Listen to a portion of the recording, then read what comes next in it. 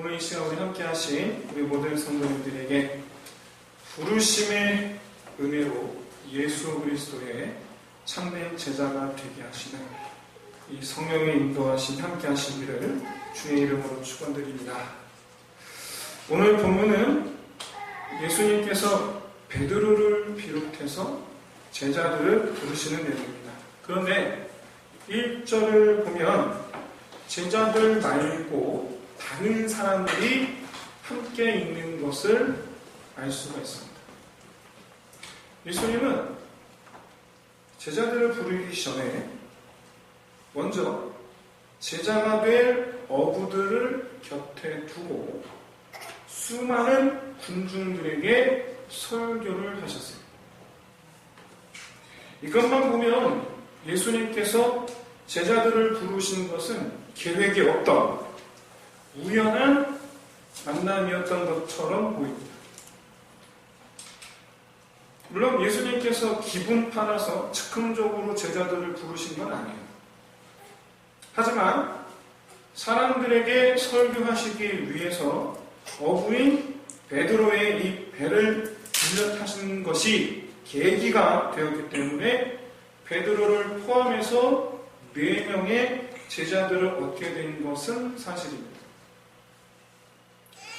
그런데 누가는 마태복음과 마가복음에서도 제자들을 부르시는 장면이 있는데 희한하게 누가만 예수의 베드로를 부르시는 장면에 군중들을 동원하고 있어요. 예수님이 설교하신다라고 밝히고 있어요. 누가만. 여러분 사실은 군중들을 빼놓고 베드로의 배 위에 올라타서 설교하셨다라는 내용을 빼고 예수님께서 베드로와 다른 제자들을 부르시는 내용으로만 채워 넣어도 사실 오늘 본문의 맥에 있어서는 아무 상관이 없어요. 사실. 게다가 내용의 흐름을 보시면 언제부터인가 군중들은 사라지고 나타나지 않아요. 즉 서두에 예수님께서 군중들을 모아놓고 설교하셨다라는 이 내용이 모종의 어떤 역할을 하고 있다라는 것을 지금 우리에게 말해주고 있어요. 즉 누가는 분명히 우리에게 말해주고 싶은 어떤 의도가 이 가운데 있다는 얘기예요. 1절에 무리가 몰려와서라는 표현이 있습니다. 이 표현은요, 히브리어로, 헬라어로 무리가 예수를 둘러싸고 마치 호위병들이 이 높은 사람을 둘러싸고 호위하듯이 이렇게 데리고 왔다라는 그런 표현이에요. 옹위했다라는 표현이에요. 옹위했다. 예수님은 지금 군중들 틈바구니에서 떠밀리듯이 이들과 함께 게네사렛 호수까지 오셨어요. 혼자 오신 게 아니에요. 아마도 수많은 군중들을 모아놓고 말씀을 설교하시려고 했는데 마땅히 설교하실 만한 장소가 없어서 그런 장소를 찾고 있었던 것이 아닌가라고 생각이 듭니다. 그런데 마침 호숫가에 정박해 놓은 배들을 보셨어요. 그리고 주인에게 양해를 구하고 배 위에 올라가셨어요. 그런데 조금 더 많은 사람들에게 보이기 위해서 배 주인에게 좀 더 떨어뜨려 달라고 요청하셨어요.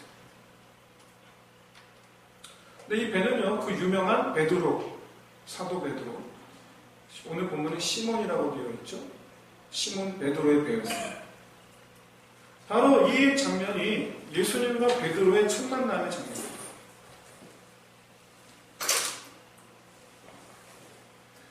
어쩌다 보니까 예수님과 함께 단 둘이 배를 탔어요. 어쩌다 보니까. 그리고 이제 예수님 앉으셔서 설교를 하십니다. 그러면 방해가 되면 안 되잖아요. 비록 예수님께서 배에 타시고 무태서 바다 쪽으로 조금 더 멀리 떨어지기를 구하셨기 때문에 배 주인인 베드로는 함께 탈 수밖에 없었습니다. 자기가 배를 몰아야 되니까. 어쩌다 보니 그 좁은 배에 예수님하고 단 둘이 앉아 있었어요. 예수님 설교하셔야 돼요? 그러니까 어떻게 해? 뒤에서, 예수님 뒤에서 쭈그리고 앉아 있었어요. 설교 끝날 때까지 기다렸어요. 방해가 되면 안 되니까. 여러분, 예수님을 쫓아온 사람들은 저 멀리서 예수님 말씀을 듣는데 별로 그닥 관심도 없었던 베드로는 가장 가까운 곳에서 말씀을 듣고 있는 거예요. 가장 가까운 곳에서. 여러분, 4절 보십시오. 예수님 설교를 마치시자마자 베드로를 돌아보시고는 베드로에게 깊은 곳으로 가자 하시고 그물을 내려 물고기를 잡으라라고 말씀하세요. 정말 생뚱맞은 거죠. 정말 생뚱맞은 상황이에요. 설교를 다 해놓고 돌아서서 깊은 곳으로 가시오. 여러분, 지금 비록 설교를 마쳤지만 지금 바닷가에는 예수님을 쫓아왔던 사람들이 여전히 지금 자리를 지키고 앉아서 쳐다보고 있습니다. 그런데 예수님은 지금 군중들이 쳐다보든지 말든지 베드로에게 물고기를 잡을 수 있게 깊은 곳으로 가자라고 말씀하고 있어요. 만약에 베드로에게 볼 일이 있으셨더라면, 예수님이 베드로에게 볼 일이 있으셨더라면 그 앞에 앉아서 다 보내놓고 자, 설교 끝! 다음에 봅시다. 우리 다시 만날 때까지 이렇게 다 보내놓고 예수님한테, 아니 베드로한테, 자, 너는 나하고 낚시 좀 하러 가자. 그렇잖아요? 근데 그게 아니에요. 여전히 있어요, 지금 군중들 앞에 다. 왜일까요? 왜 설교를 마치자마자 군중들이 아직 여전히 있는데 돌아서서 전혀 상관없는 정말 생뚱맞은 그런 상황, 고기 잡으러 가시는 걸까? 근데 베드로는 지금 이 시간이 오전인지 오후인지는 뭐 잘 모르지만 성경에서 밤새 잡았다라고 말씀하고 있는 것으로 보아서 오전이지 않을까라고 추측하긴 하는데, 어쨌든 언제인지 모르지만 예수님이 오시기 전까지 물고기를 잡다가 너무 안 잡혀서 다 정리하고 있던 중이었어요. 한마디로 조업 끝. 밤새 했어요. 밤새. 조업 끝. 여러분, 이들은 한두 번 와본 곳이 아닙니다. 아시죠? 어부들은요, 가는 곳만 갑니다. 왜? 물길이라는 게 있어서. 물길이라는 게 있어서 가보지 않는 곳으로 가지 않습니다. 가다가 아무초나 어떻게 될지 모르기 때문에 가는 곳만 가요. 그러다 보니까 어디에 물고기가 있는지 알아요. 평소 늘 조업하던 곳이에요. 안 가본 곳이 없어요. 근데 어제 밤샜단 말이에요. 밤새 자기들이 알고 있는 보기 좋은 곳은 다 뒤지고 다녔지만 없었어요. 여러분, 어쩌면 예수님께서 지금 나가서 그물 던지자라는 이 말이 황당하면서도 짜증날 수도 있어요. 실제로 베드로는요, 안 해도 되는데 굳이 한마디 합니다. 굳이. 내가 밤새도록 수고하였지만 굳이 한마디. 내가 밤새도록 말씀대로 그물을 내리겠습니다. 베드로의 이 말은 엄밀히 말하면 순종이 아닙니다. 억지로 승복한 거죠. 억지로. 운동선수들이 축구에서 축구를 막 하다가 배구를 하다가 뭐 농구를 하다가 야구를 하다가 심판이 아웃, 세이브, 그러면 그 심판의 판정에 억울한 사람은 어떻게 해야 돼요? 억지로 순복해야 돼요. 안 하면 큰일 나요. 저 억지로 가고 있어요.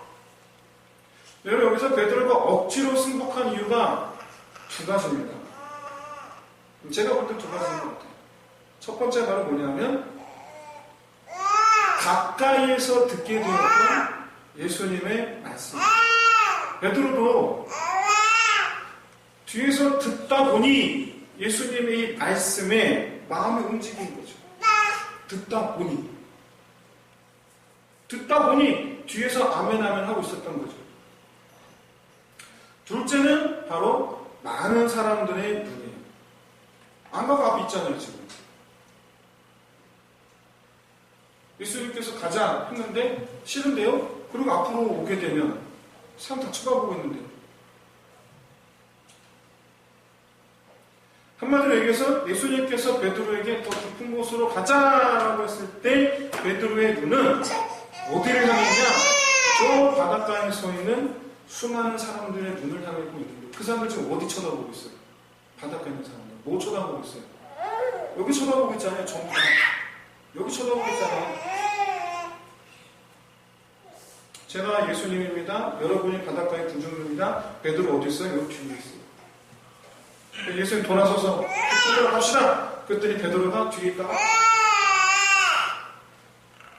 하고서 내가 밤새 수고했지만 말씀대로 그물을 내리겠습니다.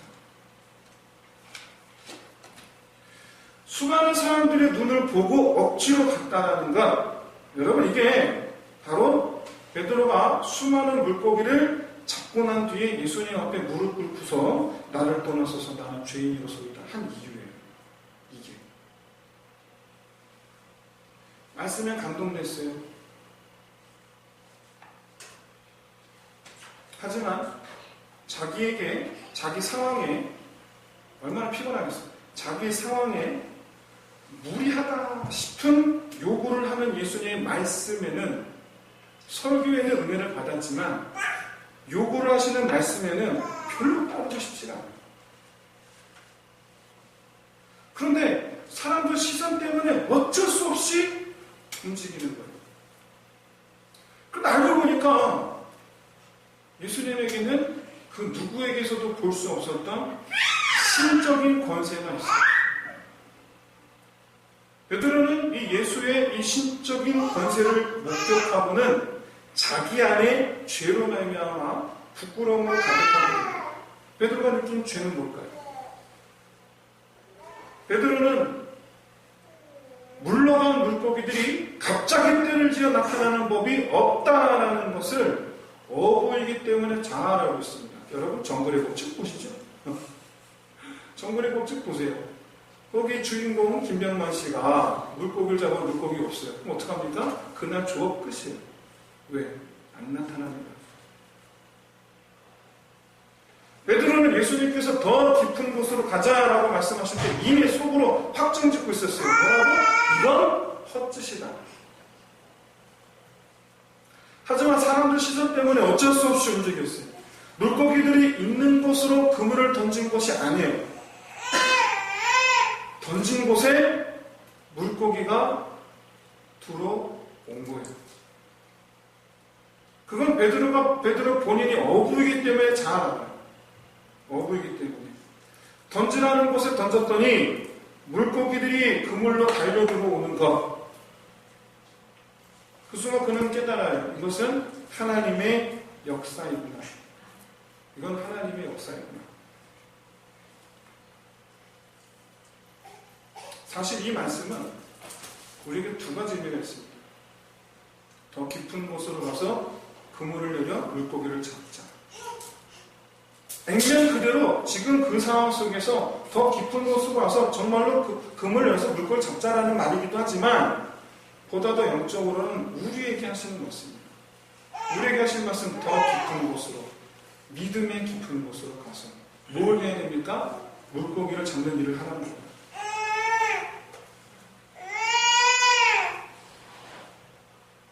여러분, 베드로는요, 잡은 물고기들을 정리하고 난 후에 예수님께 자기는 죄인이니까 자기를 떠나주시기를 요청합니다.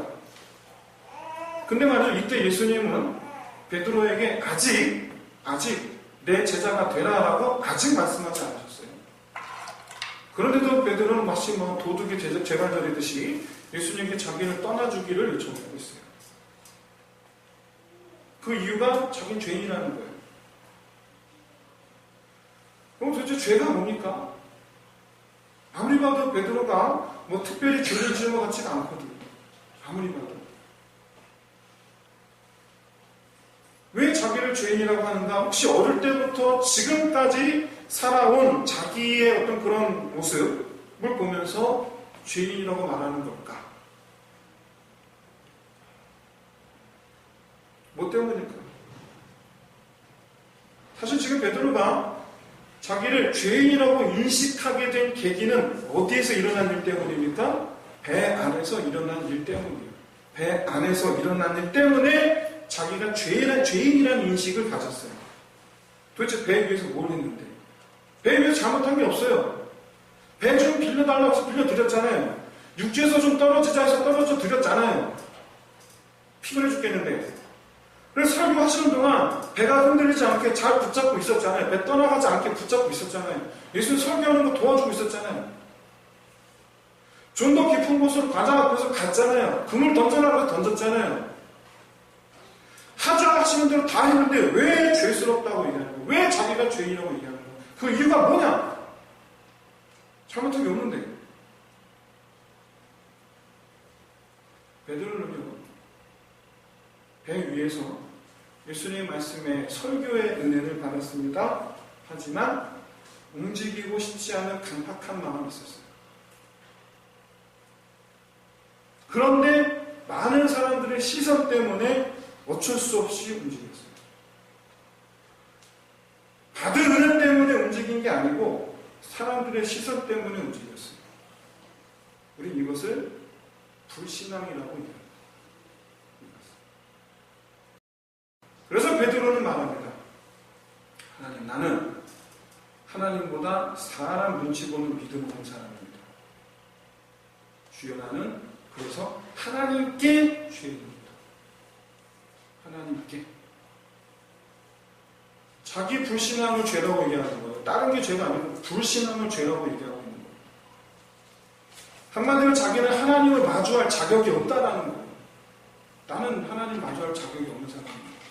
그러니까 나를 떠나주옵소서. 나는 주님과 얼굴을 마주할 자격이 없습니다. 그러니까 나를 떠나주옵소서. 그런데 여러분, 이런 베드로의 마음이 우리의 마음 같다면 여러분, 그게 과장일까요? 설교의 은혜는 받아요. 하지만 교회에서 이거 하자 저거 하자 하면 참 귀찮아요. 하기 싫은 마음이 출발이죠. 경계해. 나를 좀 내버려둬. 그런데 그래도 한다면 사람 때문이에요. 특히 목사님 때문이에요. 목사님 불쌍해서. 나라도 안 하면 목사님 실망할까.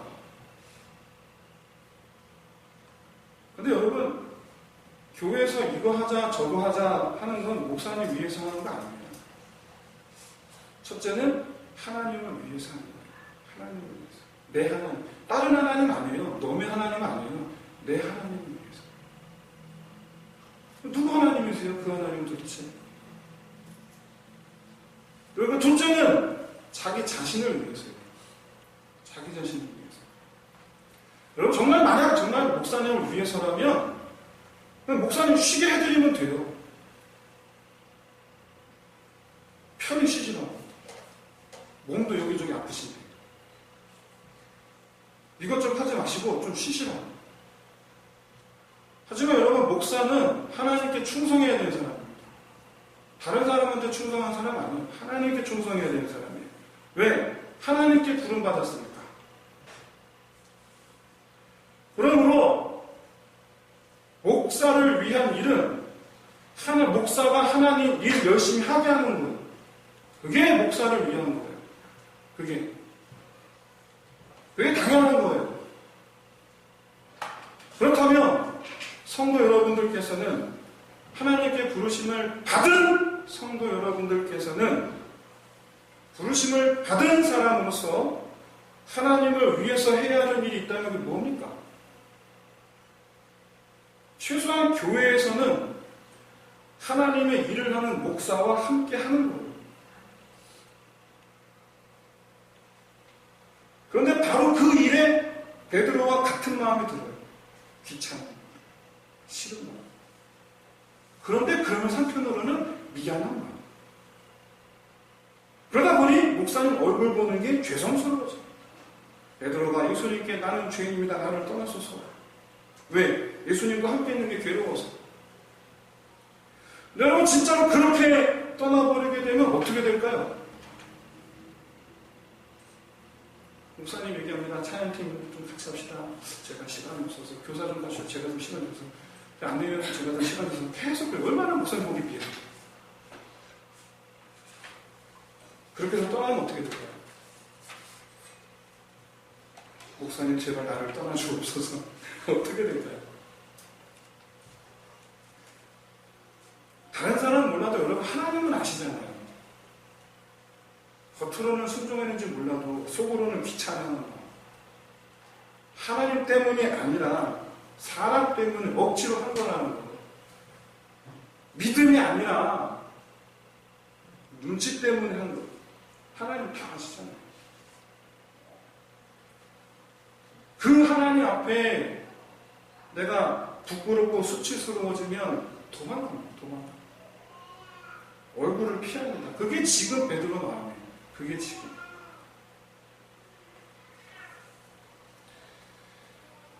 그런데 여러분 죄스럽다고 얼굴 피해서 도망가 버리면 어떻게 되겠습니까? 그렇게 해서 하나님을 떠나버리면 어떻게 되겠습니까? 그런데 예수님은 이런 베드로를 한마디 말로 붙잡으셨어요. 네가 사람 낳는 어부가 되리라. 이 말 한마디 때문에 베드로는 하던 거 다 버리고 예수님을 쫓아가는 제자가 됩니다. 이 말 한마디 때문에. 왜냐하면 베드로는 자기 눈으로 직접 하나님 역사를 봤으니까. 자기 눈으로 직접. 자기 죄 때문에 부끄러운데 정작 하나님은 전혀 개의치 않으시는 거예요. 괜찮아 그거. 오히려 같이 하자 말씀하시는 거예요. 같이 하자. 여러분 베드로는요 예수님이 물고기들이 그물로 들어오게 하시는 분이신 것을 처음부터 알았어요. 그가 예수님을 제자로서 쫓아다닐 때 제자가 되기 이전부터 예수님이 어떤 분인지를 그는 알았어요. 여러분 그래서 베드로가 유별난 거예요. 나도 주여 무리를 걷게 하소서. 오라! 그랬더니 무리를 걷다가 빠져. 제자들 중에 가장 먼저 예수님을 주 하나님이라고 부른 사람이 베드로예요. 유별난 이유가 있어요. 유별났던 이유. 베드로가. 자기 눈으로 봤기 때문에. 그물을 던졌어요. 그랬더니 고기들이 막 몰려와. 설마 아니 내가 던진 그물이 살아서 움직이면서 물고기를 잡아왔겠습니까? 던졌는데 물고기들이 몰려오는 거예요. 얼마나 몰려오느냐? 배 2개가 가라앉을 만큼 몰려왔어요. 사도행서 전체에서 제자들 중에 예수님을 주 하나님으로 최초로 베드로가 고백한 건 그건 우연이 아니에요. 베드로는 예수님께서 너는 사람을 낳는 어부가 되리라 라는 이 말씀 속에서 자기를 향한 하나님의 부르심으로 받았던 거예요. 아, 이건 하나님의 부르심이다. 그렇게 말씀하시는 건 예수님이지만 믿음으로 받은 거예요. 하나님 나는 죄인입니다. 나는 하나님 얼굴 볼 면목이 없습니다. 하나님 나는 하나님 얼굴 볼 면목이 없습니다. 그때 예수님 한마디 너는 장차 사람 낳는 어부가 되라. 누가 하신 말씀으로 받아요? 하나님. 오늘 본문을 보면 분명 예수님 설교를 들으러 온 군중들이 있어요. 그런데 예수님은 그들 중에서 제자를 찾지 않으세요. 처음 만난 어부들 중에서 제자를 찾으세요. 사랑하는 성도 여러분, 하나님은 자기와 함께 할 사람을 찾으시고 부르시는 거예요. 자기하고 함께 할 사람을. 하나님의 부르심은 불러서 일 시켜놓고 나 혼자 하게 내버려두는 게 아니에요. 하나님의 부르심은 나하고 같이 하자예요. 이게 하나님의 부르심이에요. 이게 나를 따르라 라는 말씀은 무슨 얘기입니까? 나와 함께 하자는 얘기잖아요. 나와 함께 하자는 얘기잖아요. 전쟁 속에서 소대장이 소총 들고서 소대 나를 따르라! 소대원들이 앞으로 막 달려나가는데 소대장은 뒤에 있어. 어떻게 되겠어요, 그거? 어떻게 되겠어요? 나를 따르라 해놓고 자기는 안 가고 있고 자기 소대원들과 막 가. 어떻게 되겠어요, 그거? 예수님께서 나를 따르라는 것이 그런 의미입니까? 예수님께서 나를 부르실 때 나를 따르라 말씀하실 때 나를 던져놓고 예수님을 뒤에서 뒷준주고 계시는 그런 겁니까? 아니잖아요. 같이 하자는 거예요. 소명받은 사람은 주의 일을 하는 사람들이 아니고 주와 함께하는 사람들이에요. 이게 소명받은 거예요. 이게 소명이에요.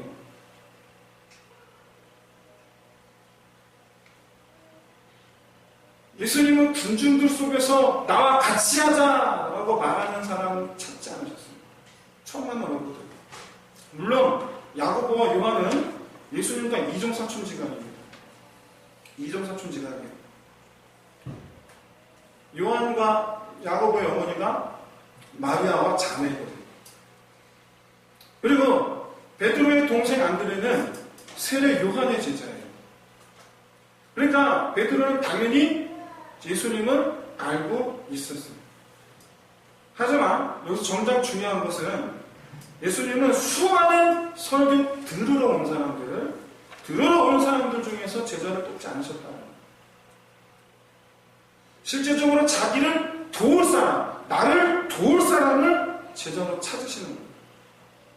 나를 도울 사람. 들으러 온 사람이 아니라 나를 도울 사람을 제자로 부르시는 거예요. 그럼 우리는 예수의 제자입니까? 아니면 듣기만 하는 군중입니까? 나는 어떤 위치에 있습니까? 내가 오늘 이 바닷가에 있다면 나는 지금 어떤 위치에 있습니까?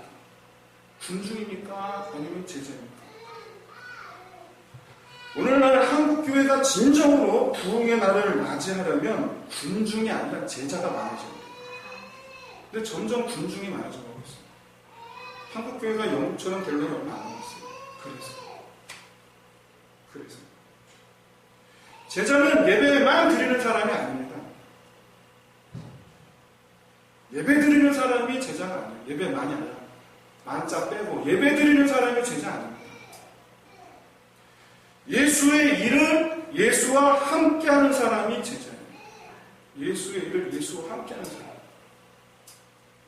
사복음서 전체에서 앞으로 계속 보게 되실 거예요. 여러분 정말 궁금하시다면 여러분들 스스로가 마태, 마가, 누가, 요한복음 여러분들 스스로가 읽어보세요. 예수님은 철저하게 제자들과 군중들을 분리하세요. 사복음서를 보시면 철저하게 분리하세요. 여러분 이 사실 자체에서 군중들과 제자들을 분리하신다는 이 자체에서 여러분 예수님의 이 부르심의 음성, 나를 향한 예수님의 부르심의 음성을 깨닫게 되시기를 진심으로 소원합니다. 이제 말씀 마치겠습니다. 우리가 알고 있는 부르심, 소명, 이건 사실 우리를 굉장히 불편하게 만드는 주제예요. 왜냐하면 은혜를 바라는 것이 아니라 헌신을 해야 하는 삶을 살아야 되기 때문이에요.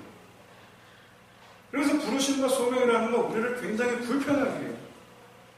무엇보다 또 더 중요한 것은 하나님을 위한 일은 교회를 세우는 일이라는 사실이에요. 교회를 세우는 일. 왜냐하면 예수님은 교회를 세우시기 위해서 제자들을 부르셨거든요. 사도행전 보세요. 제자들 12사도들이 한 일이 뭡니까? 복음 전하는 일이었죠. 복음 왜 전했습니까? 교회 세우려고. 교회 세우려고.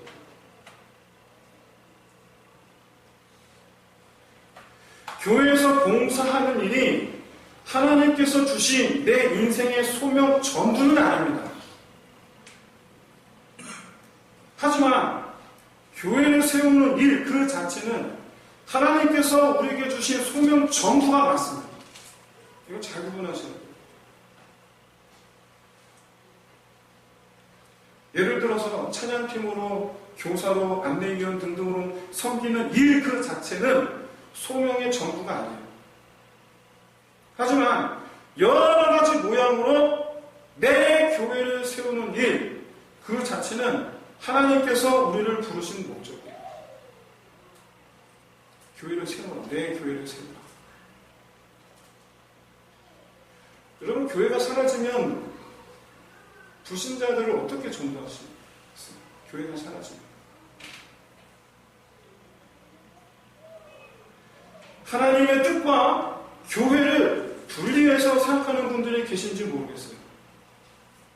하지만 사복음서에서 보여주는 예수님의 제자들을 향하신 목적은 예배하고 교제하는 교회를 세우는 일이에요.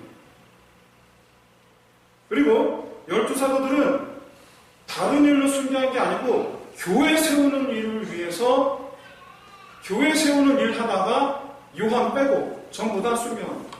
요한 빼고.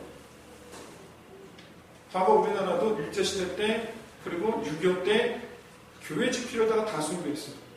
내 교회 지키려다가. 유명한 일하죠. 목사님 빨리 피난 가셔야 됩니다. 근데 목사님 이렇게 말합니다. 내가 어디로 가겠습니까? 내가 내 영원한 안식을 맞이해야 될 곳은 하나님께서 내게 세우라 말씀하신 이 교회가 내 영원한 안식처입니다. 난 안 갑니다. 수많은 목사님들이 안 떠났어요. 놀랍게도 그런 교회들 때문에 지금 현재 대한민국 교회들이 있어요.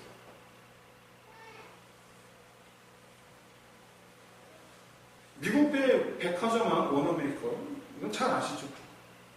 1888년부터 1893년까지 5년 동안, 횟수로는 6년이겠죠. 워싱턴에서 최신부 장관, 무정부 장관을 했었죠. 재직할 때, 88년에서 93년까지 현재 최신부 장관으로 재직할 때에 그의 집은 필라델피아에 있었습니다. 근무처는 워싱턴이었습니다. 근데 주일학교 부장이었어요. 그렇게 해서 횟수로 6년 동안 그는 대통령에 이렇게 얘기합니다. 최신부 장관으로 부름받기 전에 이렇게 얘기해요. 만약에 나를 토요일날 저녁에 나를 보내주지 않으면 나는 안 할 겁니다. 그래서 대통령이 그렇게 하시오. 그럼 자그마치 6년 동안 교회 부장으로서 섬기기 위해서 6년 동안 토요일날 저녁 기차를 타고 워싱턴에서 출발해서 필라델피아 아침에 도착해서 주일 아침 도착해서 오전에 예배드리고 오후 늦게까지 주일학교를 한 다음에 다시 기차를 타고 저녁에 워싱턴으로 가는 생활을 6년 동안 했어요. 이런 워너메이커의 별명이 바로 성경이 만든 사람입니다. 이 워너메이커의 별명이 성경이 만든 사람입니다. 무슨 뜻입니까? 성경이 시키는 대로 산 사람이라는 뜻이에요. 성경이 시키는 대로 사는 사람. 그렇다면 여러분, 성경은 여러분들에게 뭐라고 말씀하십니까? 교회를 세우라라고 말씀하십니까? 아니면 교회와 상관없이 살아라고 말씀하고 있습니까? 도대체 오늘날 우리 손에 쥐어져 있는 이 성경은 우리에게 지금 뭐라고 말씀하고 있습니까? 진심으로 소원하건대 이 성경의 말씀, 그리고 성령의 말씀, 그리고 예수의 말씀, 제가 한 얘기가 아니에요. 예수의 말씀에 베드로처럼 즉시로 응답하시는 저와 여러분이 되시길 진심으로 소원합니다. 사랑하는 성도 여러분, 군중의 삶을 살아가지 마시고 제자의 삶을 살아가시기를 진심으로 소원합니다. 사복음서에는 수많은 군중들이 있어요. 그런데 그들은 예수님 십자가 못 박힐 때 죄다 돌려줬어요. 군중들은 얼굴 금방 바꿉니다. 금방 바꿔요. 여러분, 하나님을 위하여 살아가는 제자의 삶, 하나님을 위하여 살아가는 저와 여러분이 되시길 바랍니다. 그래서 여러분들로 말미암아 하나님의 교회가 든든히 세워져 가기를 주의 이름으로 축원드립니다. 시험을 이 찬양